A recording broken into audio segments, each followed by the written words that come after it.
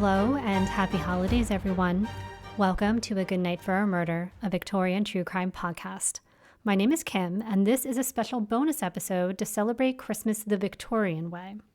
In the winter, and especially during the Christmas season, Victorians enjoyed gathering with their family around the fire at night and telling ghost stories. So tonight, I am going to tell you, in my own words, one of my favorite Victorian-era ghost stories.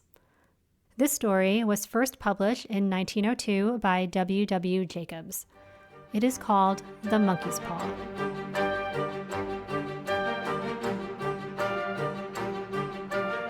A Good Night for a Murder is a true crime podcast that does cover stories including death, violence, sexual assault, and other adult themes. Please take care while listening.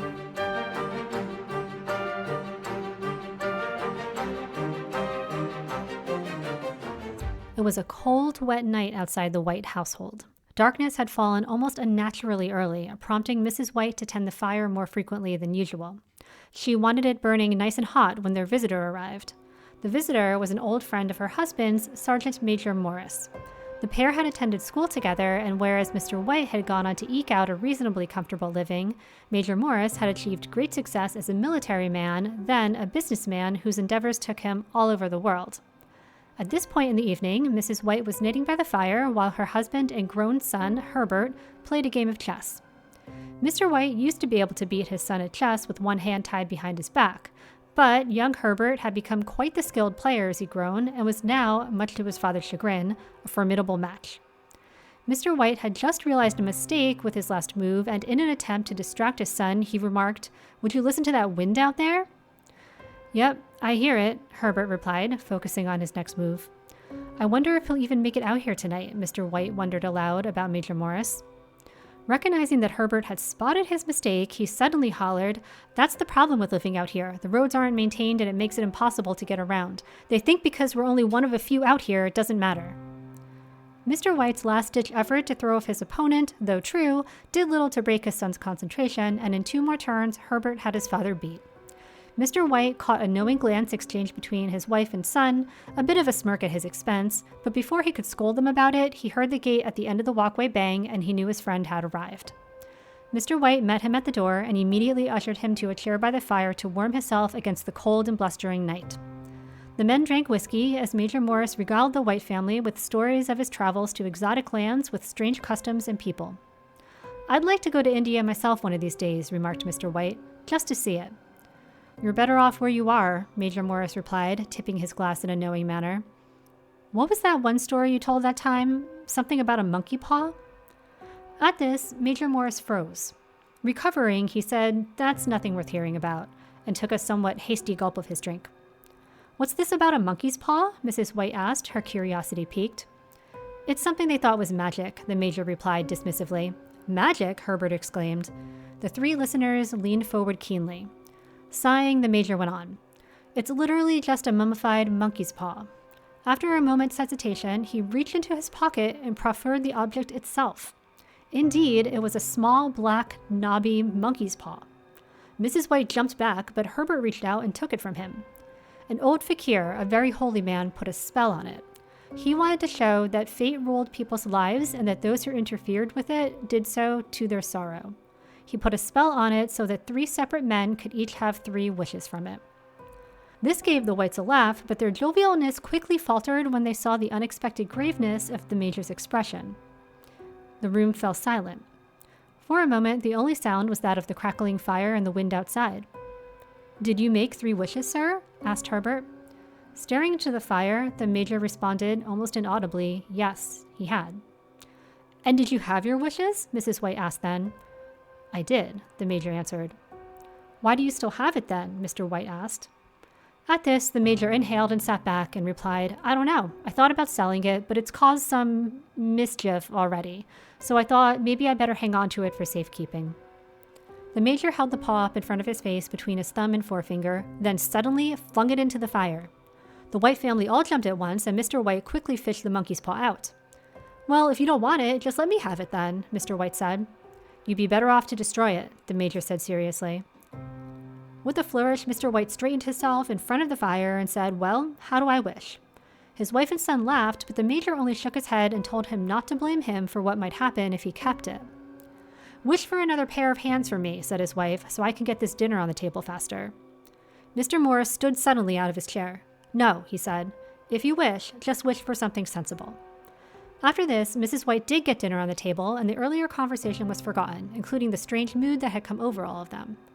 After the door closed behind Major Morris later that evening, though, Herbert said, "Well, if the story of that monkey's paw is half as true as the rest of his stories, I doubt we'll get much out of it." At this, Mr. White picked the monkey's paw up off the side table and examined it. His wife asked if he'd given Major Morris any money for it. He said he had, and she scolded him for his frivolous spending. "Wish to be an emperor, father, then you won't have to answer to mother's nitpicking." His mother swatted at him playfully with a rag, and his father said no, it has to be something sensible, remember? He stood thoughtfully, turning the paw over in his fingers. "Well, wish for 200 pounds then. Then we can own our house," said Herbert. His father smiled with amusement, held the paw up before him, and said, "All right then, I wish for 200 pounds. Then came a sound that startled them all as Mr. White fell back against the piano, causing a loud crash. His wife and son whipped around to see what was the matter, and to their astonishment saw the older man, white as a ghost, pointing at the monkey's paw that now lay on the carpet at his feet. "It moved," he shouted. "It what?" exclaimed his wife. "It moved, the paw," he reiterated, leaning over to peer at it on the floor. "It did not. You just thought it moved," his wife tissed him. "No, it really did," said Mr. White, crouching down now to look more closely at it. He reached out a hand and tentatively poked at the monkey's paw with an extended forefinger. Realizing the ridiculousness of what he was saying, he plucked up his nerve and quickly picked the paw up off the floor. He slowly brought it closer to his face. "You're right," he said, examining the paw. "I must have imagined it." He stood up straight and set the paw aside on the sideboard, glancing back at it once before heading to pour himself another whiskey. For the rest of the evening, Mrs. White knit by the fire while Mr. White finished his pipe. The bang of the gate in the wind caused Mr. White to startle more than once. His uneasiness was contagious, and despite the glowing fire, a heaviness settled over the entire house. Eventually, Mr. and Mrs. White announced they were headed up to bed. "Good night," said Herbert. "Keep an eye out for the delivery of your money tonight," he joked. Herbert sat up a while, listening to the wind wail and watching the flames dance and flicker in the fire. He imagined he saw shapes of animals and faces formed in them. The draft was strong that night, and despite the quickness of the flames, he gazed into one spot longer than usual that seemed to be stiller than the others. In that, he saw a face emerging, a horrible, twisted face, so frightening that he reached blindly for a glass of water beside him and flung it on the fire. After this, Herbert decided he'd better go to bed as well. The next morning was brisk, bright, and clear, and whatever had come over the house the night before had dissipated in the sunlight. The family had come to see the events of the night before in a new light, and even had a laugh at Major Morris's expense.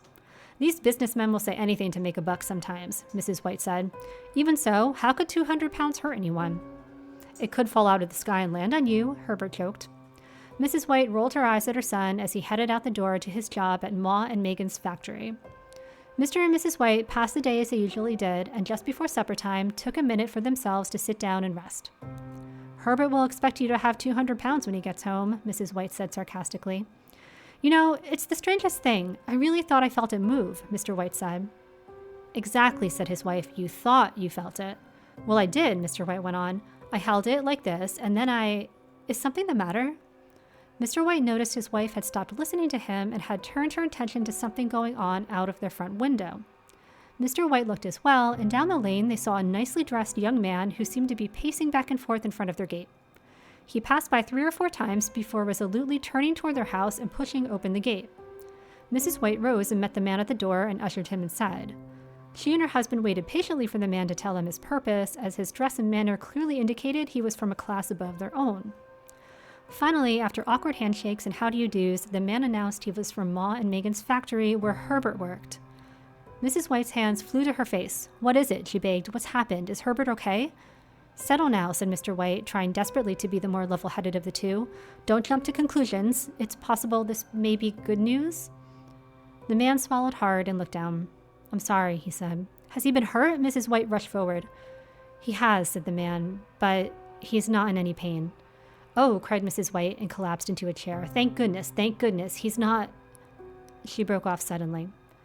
In her desperation, she mistook his meaning, but she understood now. She understood. Her boy was dead. "No," she began to wail. "No, no, no." He was caught in the machinery, the man from Ma and Magan said in a low voice. Mr. White ran to his wife's side and, fighting with everything he had in him to maintain his composure, he comforted his wife.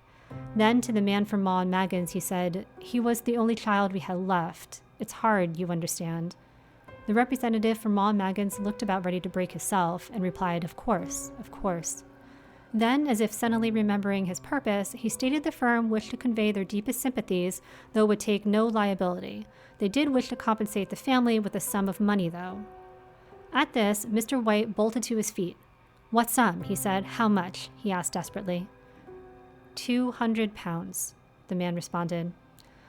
At that, Mr. White did not hear his wife scream as he had passed out cold onto the floor. Things happened quickly after that. The Whites did receive their £200. Mr. White had to identify the body of his son, but he wouldn't let his wife see. It was too much. The equipment he'd been caught and had, well, they were lucky they had anything left to bury. They buried Herbert in the new cemetery 2 miles away and afterwards moved through their days mechanically. About a week and a half later, Mr. White awoke in the night and realized his wife was not in bed. He heard her nearby, though, gently weeping. "Come back to bed. You'll get cold," he said softly. "Not as cold as my sweet Herbert," she replied. A fresh wave of tears washed over her. Mr. White knew he ought to get up and go to her. He was in as much pain as she was, if not more. Had he caused this? Had he caused this with his wish? He dismissed the thought at the same moment that it occurred to him and told himself to think of something else, anything else. In his effort to distract himself, he did not get up and go to his wife, but rather drifted off back to sleep in the warm bed. But then he was startled awake again, this time by his wife at his bedside, clutching his shoulders. "The paw," she cried. "The paw, do you still have it?" Struggling to come fully awake, he responded, "What?" "Yes." She clapped and laughed. She didn't sound like herself. "Bring it to me. I want it," his wife said maniacally. "What in God's name for?" he asked. 2 wishes, she said frantically. "We have 2 more wishes. I only just thought of it now." All at once, his blood ran cold, and he understood her meaning. "Go get it," she demanded hysterically. "Go get it now and wish our boy alive again." Mr. White began to shake his head as if trying to shake the next thoughts away. "He's been dead 10 days, his voice shook. "You didn't see him before. If he was too terrible to look upon then how will he look now?" Mrs. White gripped his arm and yanked him out of bed with the strength that an old woman should not have, and said, "Do you think I fear my own child that I nursed? Bring him back." His wife was not in her right mind. She was mad with grief. Perhaps he saw no other option, but before he knew what he was doing, his feet had carried him down to the parlor, where in the pitch black his hand fell upon the monkey's paw hanging by the door. It felt gnarled and repulsive. It made his skin crawl to touch it. He made his way back upstairs. His wife had lit a candle on the bedside table, and in the light of the flame, she looked more monster than human. Driven by madness, her ability to reason was gone. "Wish," she said. "No, please, it's wrong," he said feebly. He was afraid of her. "Wish," she said again, louder this time. "I wish my son alive again." He'd said it. Had he said it? Why did he say it? Neither of them moved. As before, he had dropped the monkey's paw on the floor. They stood opposite one another, staring at it. Mr. White slowly sunk into a chair and covered his face, but his wife strode with purpose to the window and raised the blind. And that's how they both stayed for a while, until the bedside candle burned down, then finally out. Relieved, Mr. White dragged himself back to bed. A short while later, he felt his wife get in beside him. Neither fell back asleep, but lay there in the dark, listening to the wind in the rafters, the creaks of the house, a mouse scurrying in the walls. All of these sounds that Mr. White had grown so accustomed to were now too much for him to bear. He lay a while, screwing up his courage, before sitting up and striking a match to go downstairs and get a fresh bedside candle. His match burnt out as he reached the bottom of the stairs, and he paused to light another. That was when he heard a new sound, which was not the wind in the rafters, or a creak of the house, or a mouse in the wall, but more like a knock, a soft knock on their front door. He froze, unlit match in hand. And the sound came again, a knock, on the front door. He bounded up the stairs and back to the bedroom and shut the door. The room was in pitch blackness, but he could still make out his wife sitting bolt upright in bed. "What was that?" she said. And then it came again, louder this time, a knock at the front door. His wife flew out of bed and he flew to block the door. "Herbert, it's Herbert," she screamed. Of course, the cemetery is 2 miles away. He needed time to get here," she exclaimed. She tried desperately to fight her way through her husband, blocking her path. "It's not," Mr. White cried. "It's not him anymore. For God's sake, whatever you do, don't let it in." "You're afraid of your own son?" she cried, and with renewed strength pushed past her husband and off into the dark house. headed directly for the front door. "Herbert," she screamed. "Herbert, I hear you. I'm coming."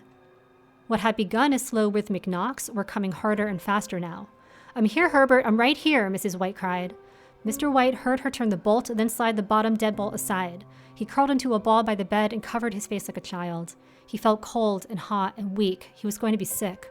She was going to do it. She was going to let him in. Let it in. Bam, bam, bam. Again came the pounding at the door. And then he heard his wife calling to him. "Help me," she was saying. "Help, I can't reach."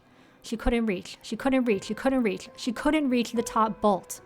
But she would. She would. Mr. White heard her hauling a chair across the floor from the parlor. Bam, bam, bam again on the door. "Help me," she cried. In his mind, he cursed Major Morris. He cursed Ma and Maggins. He cursed the house. He cursed his wife. Most of all, he cursed the paw. That paw. The monkey's paw. Bam, bam, bam again on the door. Desperately, he threw himself on the carpet, arms sweeping wildly out before him. The paw, the paw. Bam, bam, bam. He heard the creak of the top bolt, and at the last second, the very last second, his hand closed around the monkey's paw, and he breathed his last and final wish. The pounding on the door ceased. He heard the chair dragged away from the front door, the door flung open, and felt an icy wind race through the house. Then, nothing. He heard nothing, until a long, painful wail of disappointment and despair emerged from his wife. Mr. White jolted to his feet and raced down the stairs to find her kneeling in front of the open doorway, the frozen wind gently blowing her hair. He paused by her side, and they both looked out into the dark, cold, empty night. He ran out to the gate, his bare feet punching through the ice of frozen muddy puddles. The street lamp flickering opposite shone on a quiet and deserted road.